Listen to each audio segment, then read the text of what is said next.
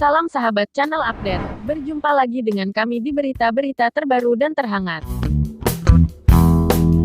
Sebelum kita lanjut, terlebih dahulu menekan tombol subscribe dan aktifkan notifikasinya, untuk mengetahui video-video terbaru lainnya. Terima kasih.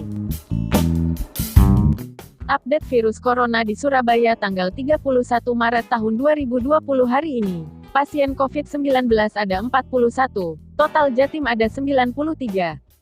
Simak update terbaru berita virus corona Surabaya dan Jawa Timur hari ini, Selasa, tanggal 31 Maret tahun 2020. Jumlah total kasus nasional COVID-19 hari ini naik menjadi 1.528 kasus dengan rincian 81 orang sembuh. Dan 136 orang dikabarkan telah meninggal.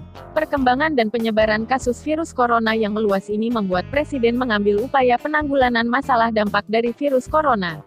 Dalam konferensi pers yang dilakukan di Istana Kepresidenan, Bogor, Presiden Joko Widodo atau Jokowi menerbitkan NPP pembatasan sosial berskala besar.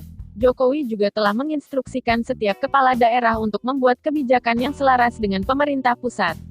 Sementara itu, jumlah kasus positif di Jatim meningkat menjadi 93 orang.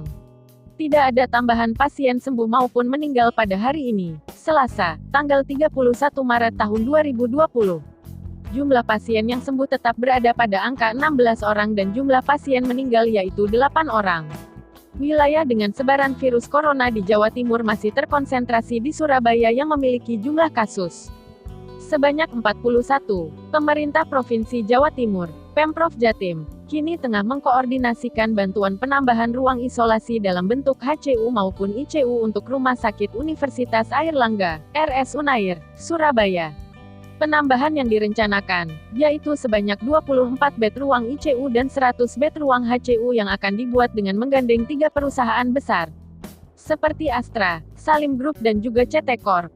Dari evaluasi kita, yang butuh layanan di ruang isolasi khusus baik ICU maupun HCU, kita butuh tambahan bed.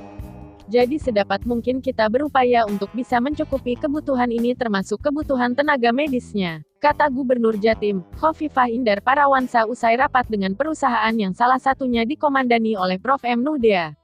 Dengan adanya bantuan ini, dalam 3 minggu ke depan penambahan ruang-ruang bersifat permanen tersebut diproyeksi sudah bisa difungsikan oleh rumah sakit sebagai antisipasi adanya lonjakan pasien COVID-19 yang membutuhkan penanganan khusus. Ruang-ruang ICU maupun HCU itu bisa digunakan terutama pasien PDP COVID-19 maupun yang positif COVID-19. Prof. Nu sudah menyampaikan ke kami ada 3 korporasi yang akan membantu CSR di RS Unair. Rencananya mereka akan support tambahan bed ini, tegas Khofifah. Sedangkan Pemprov Jatim akan support anggaran untuk pembiayaan tenaga medisnya. Hal tersebut juga disampaikan oleh Prof. M. Nuhdea. Dia mengatakan bahwa bantuan bed ruang HCU dan ICU ini akan diberikan dalam bentuk permanen sebagaimana kesepakatan para pemberi CSR. Memanfaatkan gedung yang sudah ada di RS Unair, CSR ini akan membantu kebutuhan pengadaan peralatan dan sarananya, termasuk bed dan ventilatornya. Mereka sepakat untuk membuat yang permanen saja. Jadi nanti di RSUA akan dibantu 24 bed ICU dan 100 bed perawatan high care unit atau HCU.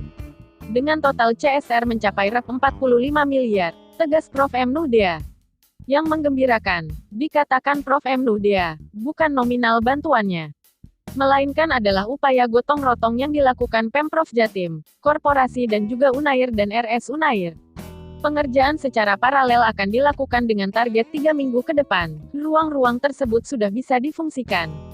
Sebab saat ini pengadaan peralatan seperti ventilator menjadi hal yang tidak mudah, termasuk untuk penyediaan tenaga medisnya.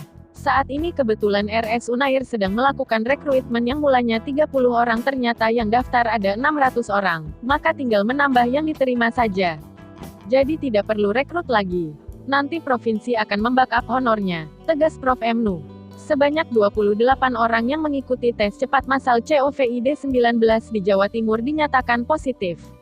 Mereka terdiri dari 6 petugas kesehatan, 18 orang pasien dalam pengawasan, PDP, 3 orang dalam pemantauan, ODP, dan 1 orang tanpa gejala, OTG.